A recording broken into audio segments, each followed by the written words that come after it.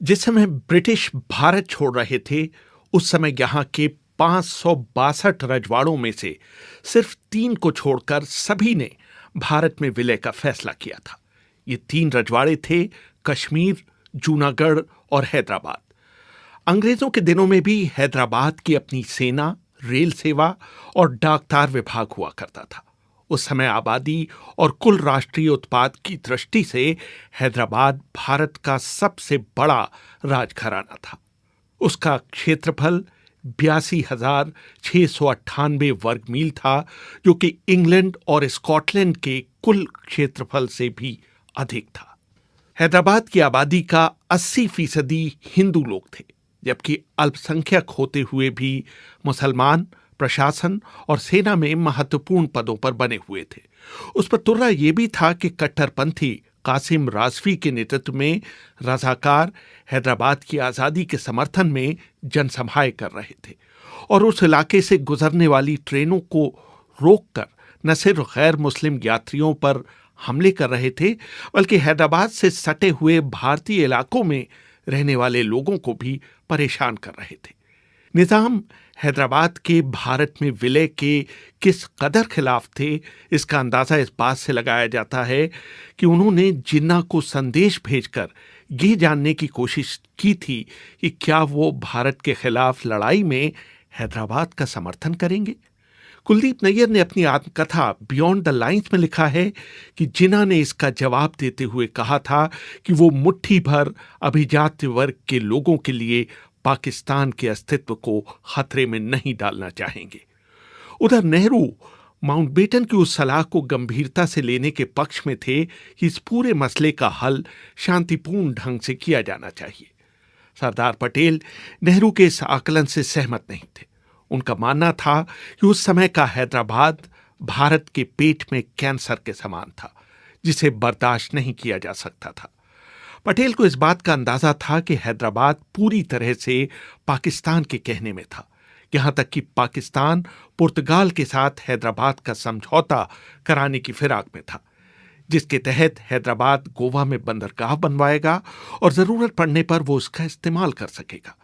इतना ही नहीं, हैदराबाद के निजाम अपने एक संवैधानिक सलाहकार सर वॉल्टर मॉन्कटॉन के जरिए लॉर्ड माउंटबेटन से सीधे संपर्क में थे।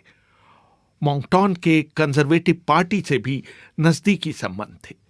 जब माउंटबेटन ने उन्हें सलाह दी कि हैदराबाद को कम से कम संवैधानिक सभा में तो अपना प्रतिनिधि भेजना चाहिए, तो मॉन्कटॉन ने जवाब दिया था कि अगर वो ज्यादा दबाव डालेंगे तो वो पाकिस्तान के साथ विलय के बारे में बहुत गंभीरता से सोचने लगेंगे। और तो और उन्होंने राष्ट्रमंडल का सदस्य बनने की भी इच्छा प्रकट की थी, जिसे एटली सरकार ने ठुकरा दिया था। निजाम के सेनाध्यक्ष मेजर जनरल एल एदरूस ने अपनी किताब हैदराबाद ऑफ द 7 लोव्स में लिखा है कि निजाम ने उन्हें खुद हथियार खरीदने यूरोप भेजा था, लेकिन वो अपने मिशन में सफल नहीं हो पाए थे क्योंकि हैदराबाद को एक आज़ाद देश के रूप में मान्यता नहीं मिली थी। मजे की बात यह थी कि एक दिन अचानक वो लंदन में डॉस्टर होटल की लॉबी में माउंटबेटन से टकरा गए। माउंटबेटन ने जब उनसे पूछा कि वो वहां क्या कर रहे हैं, तो उन्होंने झेपते हुए जवाब दिया था कि वो वहां अपनी आंखों का इलाज कराने आए हैं। माउंटबेटन ने मुस्कुराते हुए उन्हें आंख मारी थी, लेकिन इस बीच लंदन में निजाम के एजेंट जनरल मीर नवाज जंग ने एक ऑस्ट्रेलियाई हथियार विक्रेता सिडनी कॉटन को हैदराबाद को हथियारों की सप्लाई करने के लिए राजी कर लिया था। भारत को जब यह पता चला कि सिडनी कॉटन के जहाज निजाम के लिए हथियार ला रहे हैं, तो उसने उन उड़ानों पर प्रतिबंध लगा दिया। एक समय जब निजाम को लगा कि भारत हैदराबाद के विलय के लिए दृढ़ संकल्प है, तो उन्होंने ये पेशकश भी की कि हैदराबाद को एक स्वायत्त राज्य रखते हुए विदेशी मामलों, रक्षा और संचार की जिम्मेदारी भारत को सौंप दी जाए। लेकिन इस प्रस्ताव को अमली जामा इसलिए नहीं पहनाया जा सका क्योंकि वो रजाकारों के प्रमुख कासिम राजवी को इसके लिए राजी नहीं करवा सके। रजाकारों की गतिविधियों ने पूरे भारत का जनमत उनके खिलाफ कर दिया। 22 मई को जब उन्होंने ट्रेन में सफर कर रहे हिंदुओं पर गंगापुर स्टेशन पर हमला बोला, तो पूरे भारत में सरकार की आलोचना होने लगी कि वो उनके प्रति नर्म रुख अपना रही है। भारतीय सेना के पूर्व उपसेनाध्यक्ष लेफ्टिनेंट जनरल S.K. सिन्हा अपनी आत्मकथा स्ट्रेट फ्रॉम द हार्ट में लिखते हैं, मैं जनरल करियप्पा के साथ कश्मीर में था कि उन्हें संदेश मिला कि सरदार पटेल उनसे तुरंत मिलना चाहते हैं। दिल्ली पहुंचने पर हम पालम हवाई अड्डे से सीधे पटेल के घर गए। मैं बरामदे में रहा जबकि करियप्पा उनसे मिलने अंदर गए और 5 मिनट में बाहर आ गए। बाद में उन्होंने मुझे बताया कि सरदार ने उनसे सीधा सवाल पूछा जिसका उन्होंने एक शब्द में जवाब दिया। सरदार ने उनसे पूछा कि अगर हैदराबाद के मसले पर पाकिस्तान की तरफ से कोई सैनिक प्रतिक्रिया आती है तो क्या वो बिना किसी अतिरिक्त मदद के उन हालात से निपट पाएंगे? करियप्पा ने इसका एक शब्द का जवाब दिया, हां, और इसके बाद बैठक खत्म हो गई। इसके बाद सरदार पटेल ने हैदराबाद के खिलाफ सैनिक कार्रवाई को अंतिम रूप दिया। भारत के तत्कालीन सेनाध्यक्ष जनरल रॉबर्ट बूचर इस फैसले के खिलाफ थे। उनका कहना था कि पाकिस्तान की सेना इसके जवाब में अहमदाबाद या बंबई पर बम गिरा सकती है।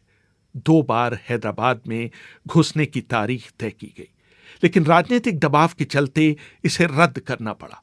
निजाम ने गवर्नर जनरल राजगोपालाचारी से व्यक्तिगत अनुरोध किया कि वो ऐसा न करे। राजा जी और नेहरू की बैठक हुई और दोनों ने कार्रवाई रोकने का फैसला किया।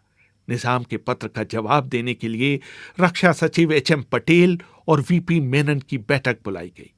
दुर्गादास अपनी किताब India from Curzon to Nehru and after में लिखते हैं, जब पत्र के उत्तर का मसौदा तैयार हुआ तभी पटेल ने घोषणा की कि भारतीय सेना हैदराबाद में घुस चुकी है और इसे रोकने के लिए अब कुछ नहीं किया जा सकता। नेहरू और राजा जी चिंतित थे कि इससे पाकिस्तान जवाबी कार्रवाई करने के लिए प्रेरित हो सकता है, लेकिन 24 घंटे तक पाकिस्तान की तरफ से कुछ नहीं हुआ तो उनकी चिंता मुस्कान में बदल गई। हां, जैसे ही भारतीय सेना हैदराबाद में घुसी, पाकिस्तान के तत्कालीन प्रधानमंत्री लियाकत अली खान ने अपनी डिफेंस काउंसिल की बैठक बुलाई और उनसे पूछा कि क्या हैदराबाद में पाकिस्तान कोई एक्शन ले सकता है। बैठक में मौजूद ग्रुप कैप्टन एलवर्दी, जो बाद में एयर चीफ मार्शल और ब्रिटेन के पहले चीफ ऑफ डिफेंस स्टाफ बने, ने कहा नहीं। लियाकत ने जोर देकर पूछा, क्या हम दिल्ली पर बम नहीं गिरा सकते हैं? एलवर्दी का जवाब था, हां, ये संभव तो है, लेकिन पाकिस्तान के पास कुल 4 बम वर्षक हैं, जिनमें से सिर्फ 2 काम कर रहे हैं। इनमें से एक शायद दिल्ली तक पहुंचकर बम गिरा भी दे, लेकिन इनमें से कोई वापस नहीं आ पाएगा। भारतीय सेना की इस कार्रवाई को ऑपरेशन पोलो का नाम दिया गया, क्योंकि उस समय हैदराबाद में विश्व में सबसे ज्यादा 17 पोलो के मैदान थे। 5 दिनों तक चली इस कार्रवाई में 1373 रजाकार मारे गए।